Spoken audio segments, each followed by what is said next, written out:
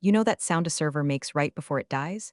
It's not a beep or a click. It's a change in the pitch of the fan, a breathless sort of wheeze, like a marathon runner about to collapse and vomit on their shoes. I know that sound better than I know the sound of my own mother's voice.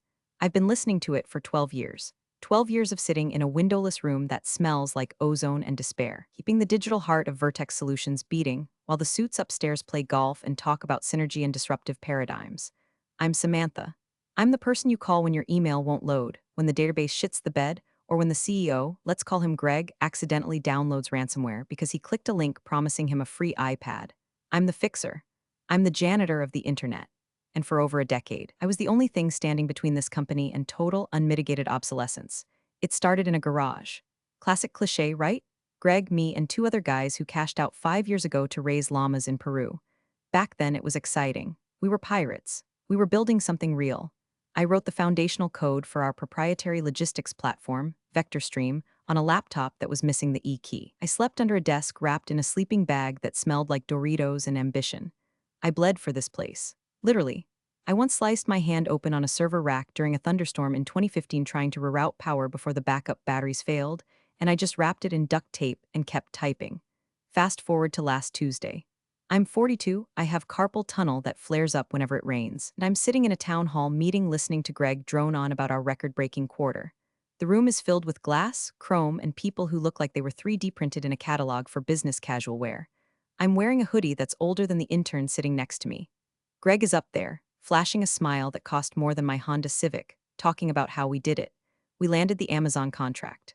We optimized the throughput. I'm looking around the room, and I realize we is doing a lot of heavy lifting for a guy whose primary contribution to the company lately is deciding which brand of sparkling water to stock in the break room. Look, before I get into how I burned this place to the ground, do me a solid. If you've ever been the only sober person at a drunk company, or if you've ever fixed a printer for someone who makes 10 times your salary, hit that subscribe button and leave a like. It helps the algorithm know that we're not just cogs in the machine. Anyway, back to the train wreck. I was tired, not sleep tired, soul tired. The kind of tired where your bones feel like they're made of lead piping. I looked at the new crop of hires. They were shiny. They had titles like Junior DevOps Evangelist and Customer Success Ninja. They spent half the day making TikToks in the lounge and the other half asking me how to reset their passwords. And I sat there, the Director of Infrastructure, a title that came with zero equity and a comical lack of budget, thinking, I built the floor you're standing on. It wasn't just the work, it was the invisibility. I had become furniture. I was the legacy lady. I heard one of the new marketing guys call me that in the elevator. Oh, ask the legacy lady, she knows where the bodies are buried. He laughed. I didn't. He didn't know that I didn't just know where the bodies were buried. I was the one who dug the graves, threw the lime, and planted the petunias on top. That Tuesday meeting was the crack in the dam.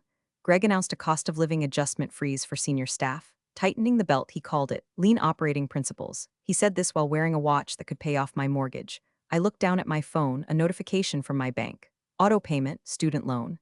Balance remaining too damn much. I felt a twitch in my eye, the same twitch I get when a hard drive corrupts. I looked at Greg, beaming like a golden retriever who just learned how to open the fridge. I looked at the ninjas and evangelists nodding along, sipping their nitro brew coffee. And for the first time in 12 years, the loyalty that had been the structural steel of my life started to rust. It wasn't a loud moment. It wasn't a movie scene where I flipped a table. It was quiet. It was the silence of a fan stopping. It was the realization that I had spent a decade building a cage, locking myself inside, and handing the key to a guy who couldn't spell server if you spotted him the S and the R. I went back to my desk, a cubicle in the back corner, far away from the natural light reserved for the sales team, and I started looking at the code. My code. The vector stream core. It was beautiful in a utilitarian way. A sprawling, complex, messy masterpiece of logic, gates, and dependencies. I knew every line. I knew that if you deleted line 40,201, the entire shipping manifest module would start speaking Portuguese. I knew that the load balancer had a ghost in the machine that required a manual reboot every third Sunday at 2 a.m. I touched the screen. You and me, kid, I whispered. We're the only real things here. But the atmosphere was shifting. I could smell it. You know that scent right before a thunderstorm? Ozone and dirt? The office smelled like expensive cologne and betrayal. I just didn't know the size of the storm yet. I didn't know that the belt tightening was a lie. I didn't know that I was already walking dead. I stayed late that night. I always stayed late. The cleaners came through, vacuuming around my feet like I was a statue. I was patching a security vulnerability in the payment gateway that the rockstar developer they hired last month had left wide open. If I hadn't caught it, we would have leaked 10,000 credit card numbers by morning. I saved the patch. I committed the code. I watched the green status lights flicker on the dashboard. And I felt nothing. No pride, no relief, just a hollow echo where my career used to be. I walked out to the parking lot. It was raining. Of course it was raining. The city in November is basically just a wet gray towel slapped across your face. My car struggled to start. As I sat there, listening to the engine wheeze, I saw Greg's Porsche pull out of the reserved spot. He zoomed past me, splashing mud onto my windshield. He didn't even turn his head. That was the moment. That was the opening shotgun blast. I didn't know it yet, but the fuse had been lit. The bomb was sitting in a filing cabinet in my basement, gathering dust, waiting for the right hand to strike the match. I drove home, gripping the steering wheel until my knuckles turned white. I thought about the freeze. I thought about the legacy lady. I thought about the 12 years of missed birthdays, canceled dates, and working through the flu. And I thought something has to break. I just didn't realize that something was going to be their entire reality. The next day, the universe decided to stop being subtle and just hit me with a brick. It was lunchtime. Usually, I eat at my desk, a sad rotation of turkey sandwiches and yogurt, but the HVAC in the server room was on the fritz, ironic, considering I feel like an overheated radiator half the time, and the noise was driving me insane. So, I went to the break room. The break room at Vertex Solutions is designed to look like a hip startup incubator, but it feels more like a waiting room for purgatory. There are bean-bag chairs that nobody uses because they're impossible to get out of without looking like a struggling turtle, and a foosball table that gathers dust. I sat at one of the high-top tables, nursing a lukewarm coffee. 2 tables over, a couple of the new hires were huddled around a laptop. One was a guy named Tyler, 24 years old, wears beanies indoors, lists crypto enthusiast in his email signature. The other was a girl named Jessica, fresh out of a boot camp, sweet but roughly as technically proficient as a ham sandwich. They were whispering, but they had that loud whisper that young people do when they think they're being secretive but actually want everyone to know they have secrets. Dude, I can't believe they started you at that, Jessica said, her eyes wide. I negotiated hard, Tyler said, leaning back and popping a grape into his mouth. I told them I had offers from Google, which, was technically true if you count a LinkedIn recruiter viewing my profile as an offer. He laughed. He spun his laptop around to show her something. I wasn't trying to snoop, I really wasn't. But my eyes are trained to spot anomalies in code scrolling at 1,000 lines a minute. A PDF on a 15-inch retina display is practically a billboard. It was an offer letter. Vertex Solutions. Position, Junior Systems Architect. My eyes drifted to the bolded number at the bottom. Base salary, $145,000. The world stopped spinning for a second. The hum of the refrigerator, the chatter of the sales team, the rain against the window, it all just muted. $145,000. I make $125,000. I have been here for 12 years. I built the architecture that Tyler was being hired to maintain. I manage the entire infrastructure. I am on call 24/7/365. Tyler asks me which button turns on the projector, and he was making $20,000 more than me. I felt a physical blow to my chest. It wasn't just jealousy, it was humiliation. It was the mathematical quantification of exactly how little they respected me. To them, I was a depreciating asset. Tyler was the shiny new investment. I stood up. I didn't finish my coffee. I walked straight to the elevator, my heart hammering a frantic rhythm against my ribs like a trapped bird. Calm down, I told myself. There's an explanation. Maybe it's a mistake. Maybe that includes stock options. I marched into HR. The HR director is a woman named Linda. Linda is the kind of person who uses the phrase human capital without a hint of irony and decorates her office with inspirational quotes about grind and hustle written in gold cursive. She smiled when I walked in, that tight, practiced smile that doesn't reach the eyes, the facial equivalent of a 404-page not found. Samantha, to what do I owe the pleasure? She chirped, adjusting her glasses. I didn't sit down. I need to talk about my compensation. Linda, her smile faltered just for a microsecond before resetting. Oh, is this about the freeze? Because as Greg explained in the town hall? No, I cut her off. My voice was steady, which surprised me. I felt like I was vibrating. This is about the fact that I just inadvertently saw an offer letter for a junior systems architect, a role that reports to me, a role that pays $20,000 more than I make after 12 years. The room went quiet. The air conditioning vent hissed. Linda sighed, the sound of a parent dealing with a toddler who wants candy before dinner. She clasped her hands on her desk. Samantha, she began, her voice dripping with condescending sweetness, you have to understand how the market works. Tech salaries have exploded in the last 2 years. To attract new talent, we have to be competitive. We have to pay market rates. I am the market, I snapped. I built the platform. I know more about this system than anyone in this building combined. Are you telling me my market rate is less than a kid who still uses password 123 for his login? Linda's eyes hardened. The mask slipped.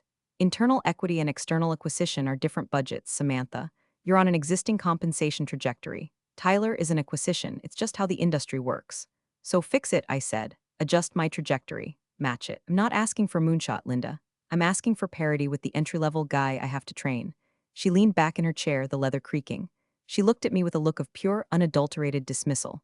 We can't just bump you 20 grand outside of a review cycle, Samantha. Especially not during a freeze. That's not policy. Policy? I laughed. It was a sharp, jagged sound. I wrote the policy on data retention. I wrote the policy on disaster recovery. Can we write a salary policy?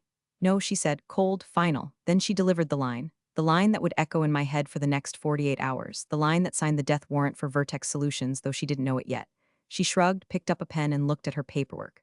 Look, Samantha, that's the market rate for new talent. You can accept it or, well, you know your options. Accept it or leave. Accept it or leave. I looked at her. I looked at the live, laugh, love sign on her wall. I looked at the photos of her cats. I felt a strange sensation wash over me. The rage evaporated, replaced by a cold, crystalline clarity. It was like the moment you realize the logic puzzle isn't unsolvable, you were just looking at it from the wrong angle. Okay, I said, my voice was soft. Linda looked up, surprised by my sudden surrender. Okay, I understand, I said. Thank you for clarifying my position in the company, Linda. It's been very illuminating. I turned around and walked out. Samantha, she called after me, a hint of confusion in her voice. I didn't answer. I walked back to my desk. I sat down. The office was buzzing around me. Tyler was laughing at something on his phone. Greg was walking through the hallway, high-fiving the VP of sales. I wasn't Samantha the fixer anymore. I wasn't Samantha the loyalist. I was Samantha the ghost. I stared at my monitor. Accept it or leave. Challenge accepted, I whispered. Most people think quitting a job after 12 years requires a marching band or a nervous breakdown. They imagine you storming into the boss's office, throwing a resignation letter on the mahogany desk, and telling everyone to go to hell while We Are the Champions plays in the background. But when you're truly done, when the last thread of respect has been snipped by a pair of rusty corporate scissors, you don't scream, you vanish. I spent the rest of the afternoon in a fugue state. I answered emails. I closed tickets. I nodded at people in the hallway. I was running on autopilot, a shell script executing a loop while the main processor was busy formatting the hard drive. At 5 p.m., people started packing up. Hustle culture crowd usually stayed until 6:30 to be seen, but it was a Friday, and the allure of happy hour was stronger than the allure of pretending to work. I waited until 5:45 p.m. The office was thinning out. The cleaning crew was starting their rounds, the vacuum hum providing a mournful soundtrack to my departure. I didn't pack a box. Walking out with a cardboard box is a signal. It draws attention. Instead, I opened my backpack. I put in my personal hard drive, the one with my photos, my music, and my cheat sheets. I took my favorite mug, a chipped ceramic thing that said I turned coffee into code. I took the framed photo of my dog Buster, who passed away 3 years ago. I left everything else. The awards, the Employee of the Month plaques from 2014, the stress balls, the tangled nest of cables that I had been meaning to sort for 5 years. It were artifacts of a life that didn't belong to me anymore. I opened my email client one last time. I drafted a message to Linda and Greg. Subject, resignation effective immediately. I am resigning from my position at Vertex Solutions. All company assets have been left at my desk. My badge is on the keyboard. Samantha, no regret to inform you. No thank you for the opportunity. No wishing you the best. Just the facts. Cold, hard data. I hovered the mouse over the send button. I looked around the office one last time. I looked at the server room door, my kingdom, my prison. I looked at the sticky note on my monitor that said, "Don't forget to breathe." I clicked send. Then I took my badge off my lanyard and set it gently on the keyboard. It made a soft clack. I stood up, slung my backpack over one shoulder, and walked to the elevator. I didn't look back. As the doors slid shut, cutting off the view of the gray carpet and the motivational posters, I felt a physical weight lift off my shoulders. It was dizzying. I felt lightheaded, like I had surfaced too quickly from a deep dive. The drive home was a blur. I didn't turn on the radio. I just listened to the tires on the wet pavement. Accept it or leave. Accept it or leave. When I got to my house, a modest bungalow that I was still paying off because I hadn't been making market rate, I didn't turn on the lights. I walked into the kitchen, poured myself a glass of cheap red wine, and stood in the dark.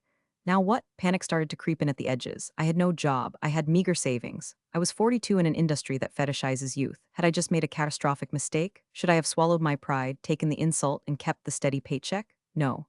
I took a sip of wine. It tasted like vinegar and regret. I wandered into my home office/spare bedroom. It was a mess of old computer parts and boxes I hadn't unpacked since the Obama administration. In the corner, shoved behind a broken printer, was a filing cabinet, a beige, dented metal monolith from the early days. Something tugged at my memory. A conversation from a decade ago. A late night at a Denny's with Greg and the other co-founders, back when we were all friends. Back when equity was just a word we threw around like confetti. I remember signing something. It was the panic of 2011. The company was about to go under. Investors were pulling out. Greg was sweating through his shirts. I had threatened to leave then too. I had an offer from IBM. They begged me to stay. They couldn't pay me more cash, so they offered something else.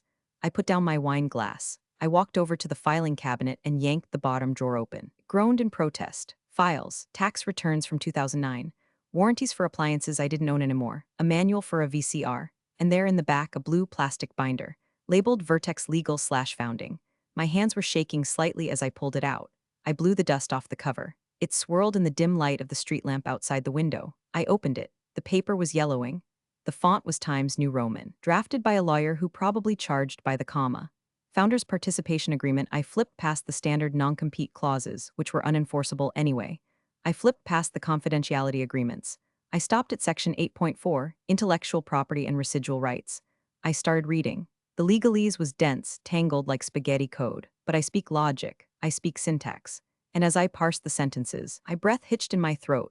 In the event of the undersigned separation from the company, barring termination for cause, defined as criminal negligence or theft, the company retains a limited revocable license to utilizing the core infrastructure architecture, defined in Appendix A, revocable. Said license is contingent upon the continued consent of the founder, Samantha X, or a buyout of the intellectual property rights valued at. I flipped the page. Failure to secure consent or buyout results in the immediate reversion of all rights to the underlying source code and architecture to the founder.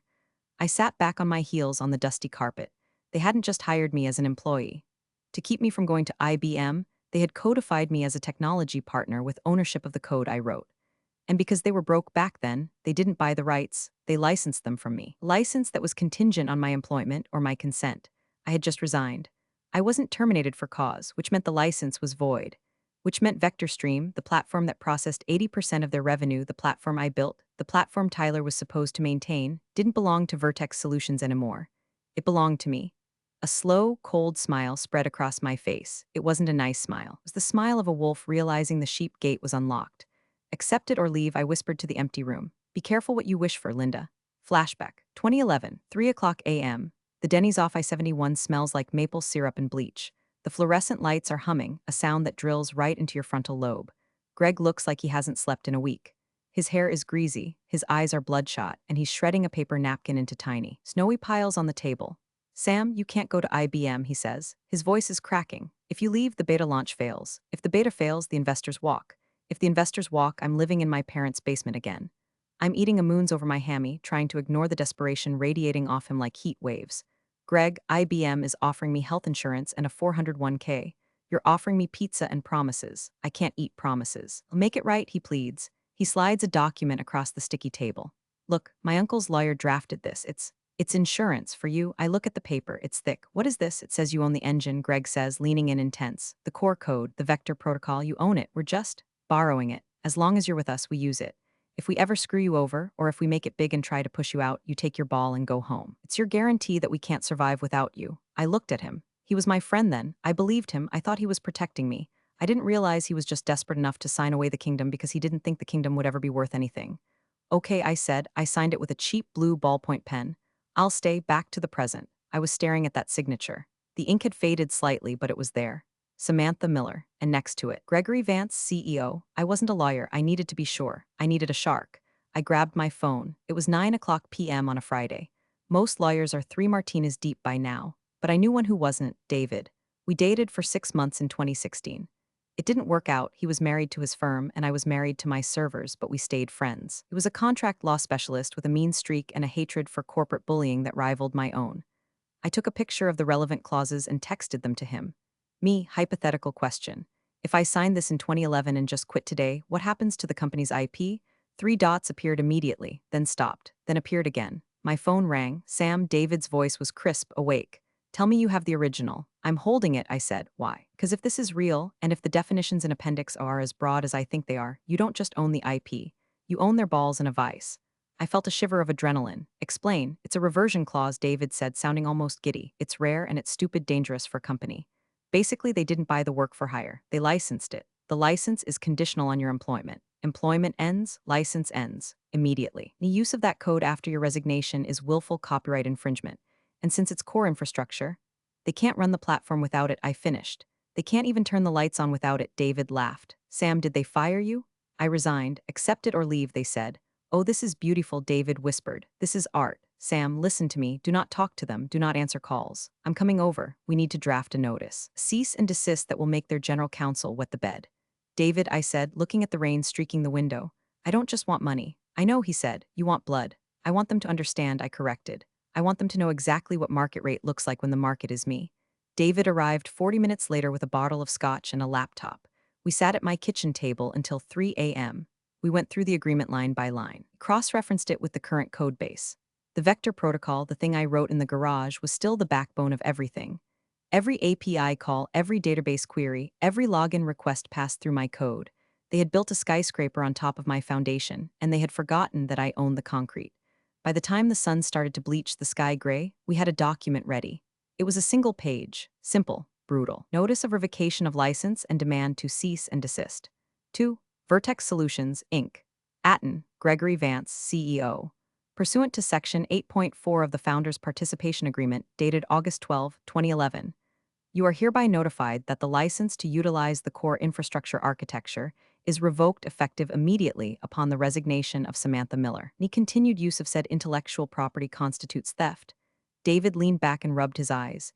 You know what's going to happen when you drop this, right? It's going to be chaos. They're going to lose their minds. I took a sip of the scotch. It burned, warming my chest. They told me to accept it, I said. I'm just following instructions. I looked at the clock.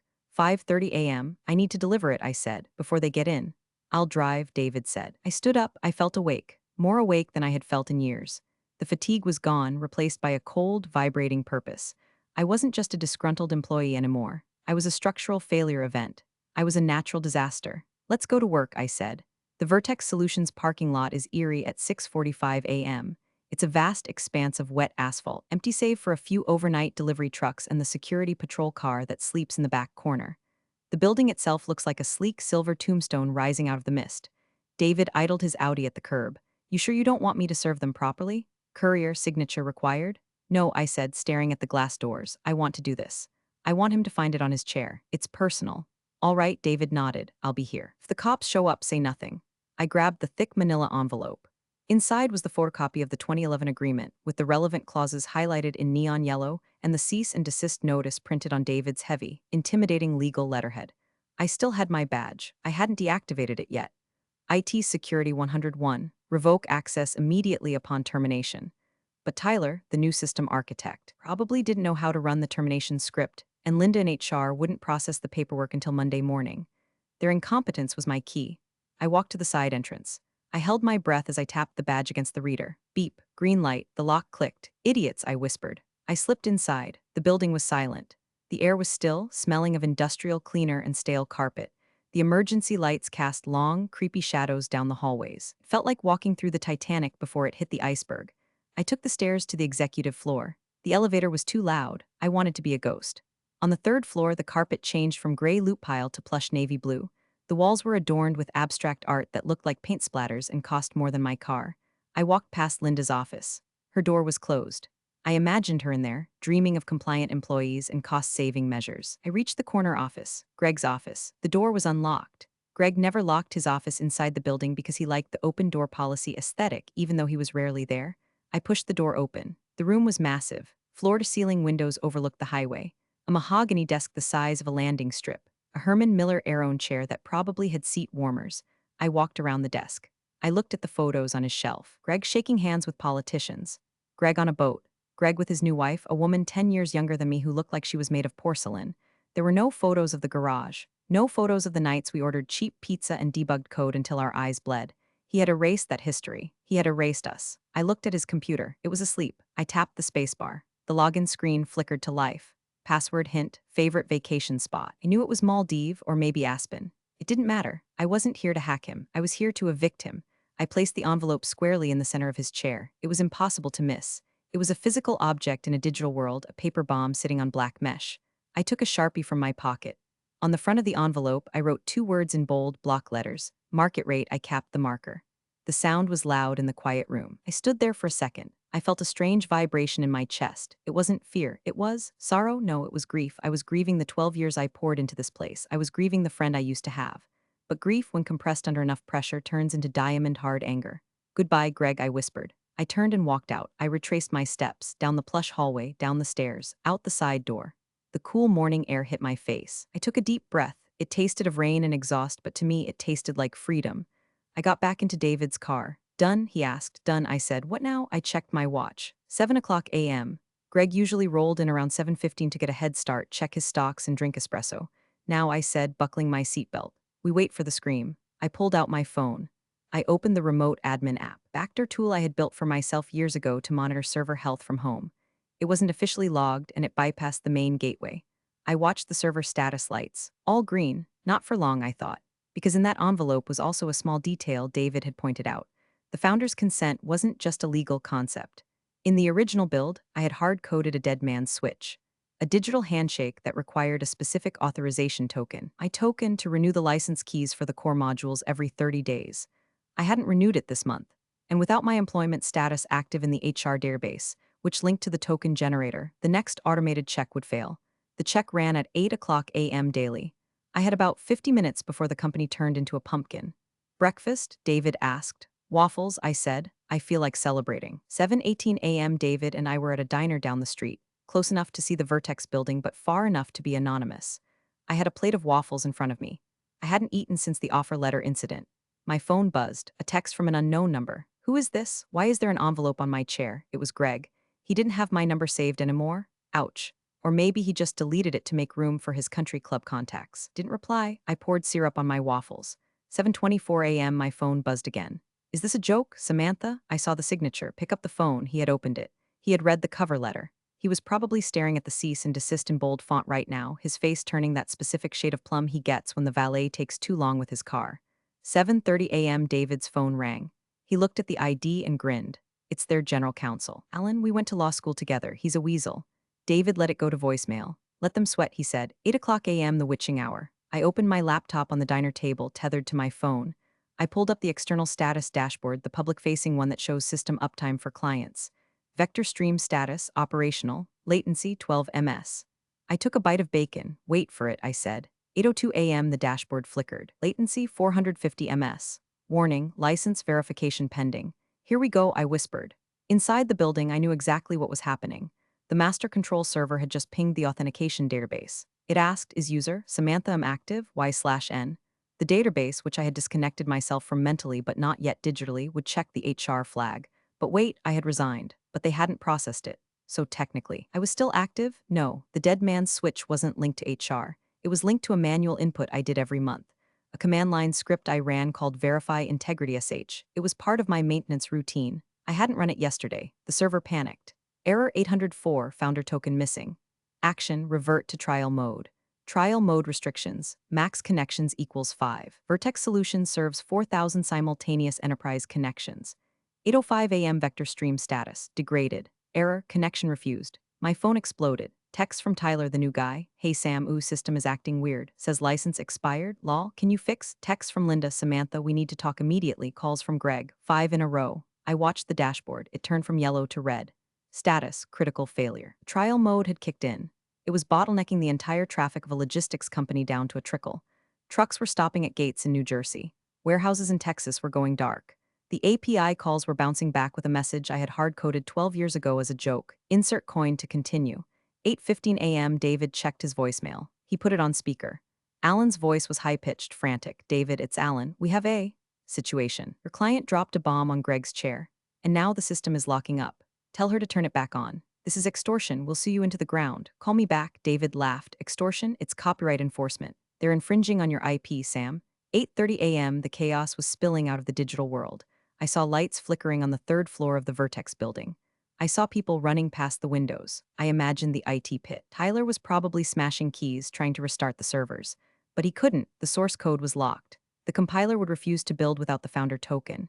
He was locked out of the engine room, and I was eating waffles. They're going to try to bypass it, I said. Tyler will try to hack the license check. Can he? David asked. If he was good, maybe in a week. But he's a crypto enthusiast who copies code from Stack Overflow. He won't even find the file for 3 days. 8:45 a.m. my phone rang again. It wasn't Greg. It was the frantic, breathless number of the IT help desk line. I answered, "Hello, Samantha. Oh my God, thank God." It was Jessica, the other new hire. She sounded like she was crying. "Everything is down, everything. The dashboard says license revoked. Greg is screaming at everyone.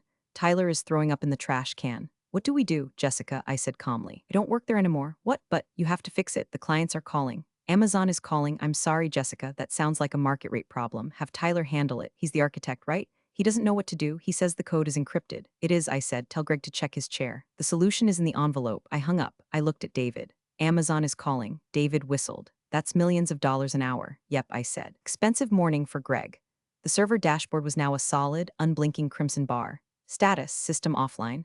I felt a pang of guilt, not for Greg, but for the code. It was my baby and I had just induced a seizure. But then I remembered the offer letter. I remembered accept it or leave. I took a sip of coffee. I'm ready for the negotiation now. The phone rang at 9:15 a.m. It was Greg's personal cell again. I let it ring 3 times. 1, 2, 3. I picked up. "This is Samantha. What the hell have you done?" Greg screamed. "No hello, no good morning. Just raw, unfiltered panic. Turn it back on. Right now, we are losing $30,000 a minute." "I haven't done anything, Greg," I said, my voice smooth as glass. I resigned. As per the founder's participation agreement of 2011, my license to Vertex Solutions was contingent on my employment. Since I am no longer employed, the license is revoked. The system is simply obeying the law. "The law? You sabotaged us. You planted a virus." "It's not a virus," I corrected. "It's a digital rights management protocol. You know, like how you can't watch Netflix if you stop paying the subscription? You stopped paying the subscription, Greg." "I didn't stop paying, you quit. And you told me to accept it or leave." "I left. This is the consequence of leaving." There was a silence on the other end. I could hear heavy breathing. I could hear shouting in the background. Someone yelled, "Tell them we're experiencing a solar flare interference." "Make something up." Greg's voice dropped. He shifted tactics. The anger was replaced by a slippery, desperate charm. "Sam, come on, this is crazy. We've known each other for 12 years. We built this place. Your family?" "Family?" I let out a dry chuckle. "Family doesn't pay the new guy 20 grand more than the person who built the house, Greg. Family doesn't tell you to accept it when you ask for fair pay. Is that what this is about? The money? Fine, I'll match it. I'll give you the $145K. Just come back in and type in the code. We can fix this in 5 minutes. It's not about the salary anymore, Greg," I said. "That offer expired yesterday at 2 p.m. when Linda laughed at me." "Then what do you want? $150K? $160K? Name your price." "Sam, just stop the bleeding." I looked at David. He held up a finger. "Don't give a number yet." "My lawyer has outlined the terms in the envelope," I said. "This isn't an employment negotiation. This is an IP acquisition. You are currently using my property without a license. If you want the platform back, you have to buy the rights." "Permanently buy the rights?" Greg sounded choked. "The agreement says fair market value." "Exactly," I said, "and right now. The market value of the only software that keeps your company from imploding is very high. You're blackmailing me. I'm exercising my contractual rights." "You signed it, Greg, in the Denny's, remember? You said it was my insurance." He stuttered. He remembered. "I'm hanging up now, Greg. Have your legal team call David. His number is on the letterhead. Do not call me again unless you want to add harassment to the lawsuit." "Sam, wait, you can't." I ended the call. My hand was trembling slightly, not from fear, but from the adrenaline of finally standing up. For 12 years, I had been the doormat. Today, I was the door, and the door was locked. "He offered to match the salary," I told David. "Cute," David said. "He thinks he can put the genie back in the bottle for peanuts." "What's the real number?" I asked. David pulled out a notepad. He had been doing math while I was on the phone. "Okay, revenue is roughly $50 million a year, right? The platform controls 80% of that. If they have to rebuild it from scratch, it will take—" "What? 6 months, at least," I said. "And they don't have the talent to do it. Tyler would take 2 years just to understand the database schema. So 6 months of lost revenue is $20 million, plus reputation damage, plus lawsuits from clients for breach of contract. Basically, if the system is down for more than 48 hours, the company is insolvent."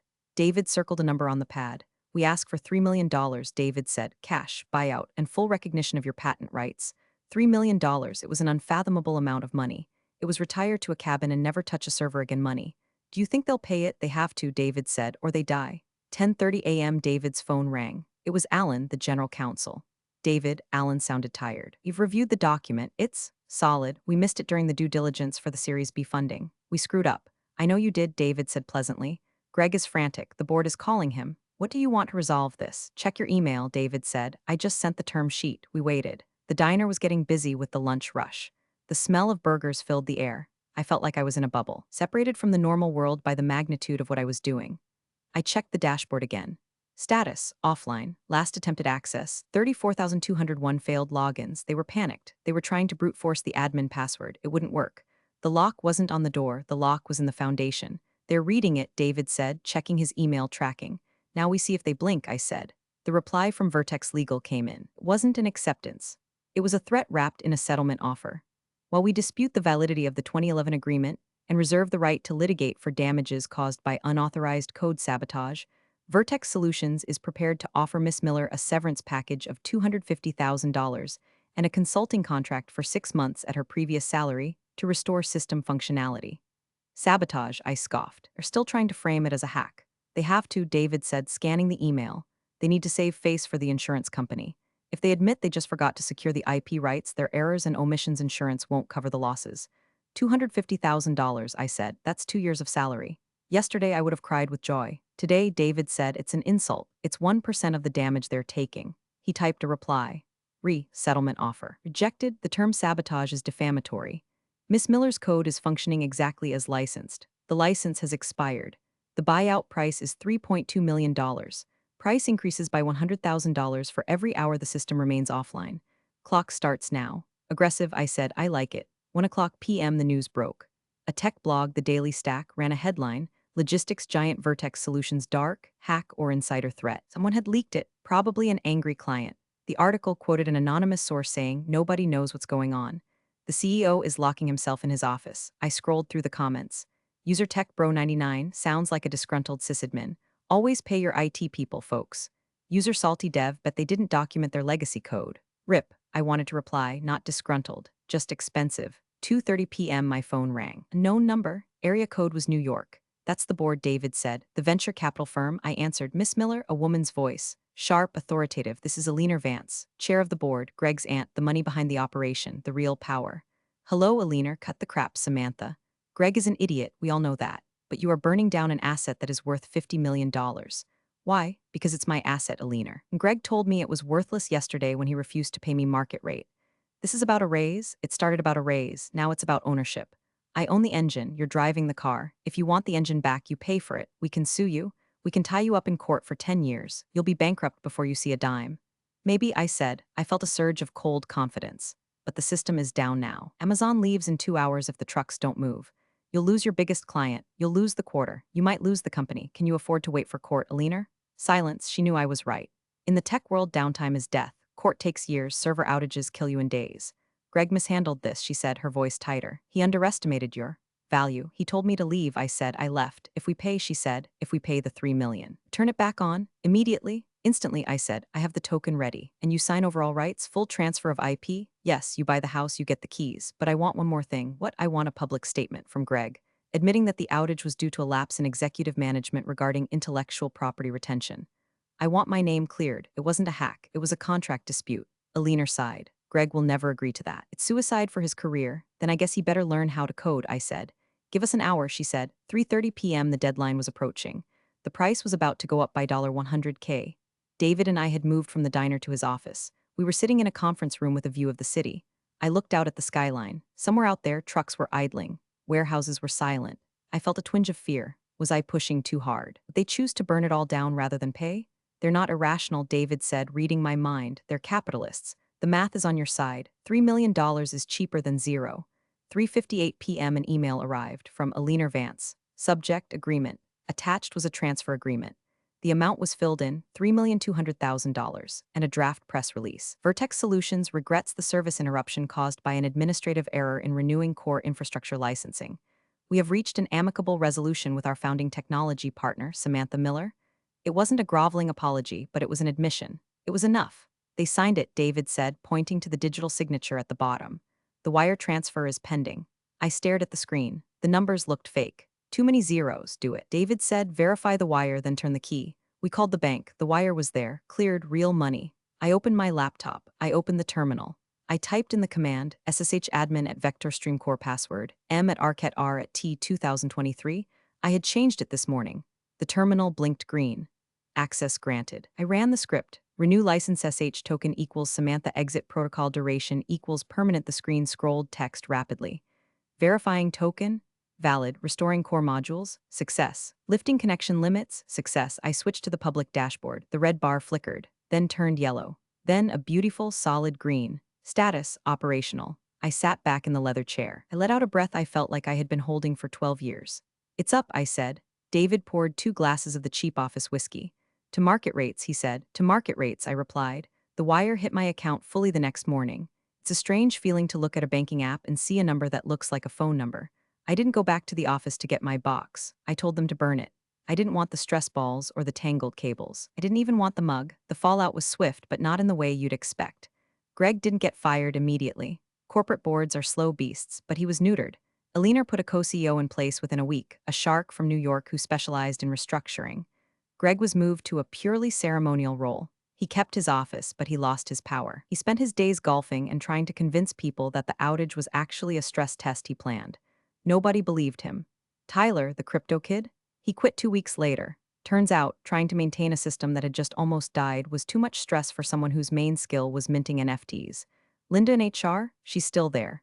Cockroaches survive nuclear blasts, but I heard through the grapevine that the salary freeze was miraculously lifted the week after I left. They gave everyone a 15% bump.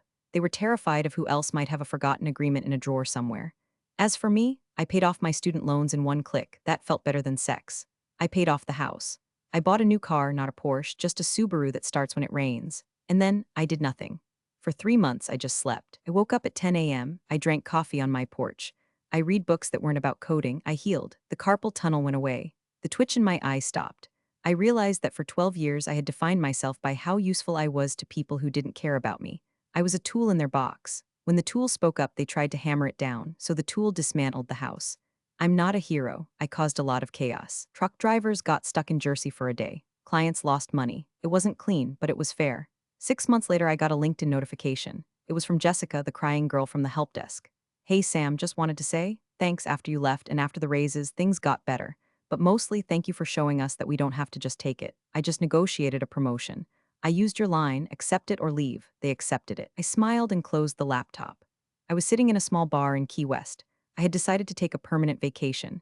The air smelled like salt and lime, not ozone and despair.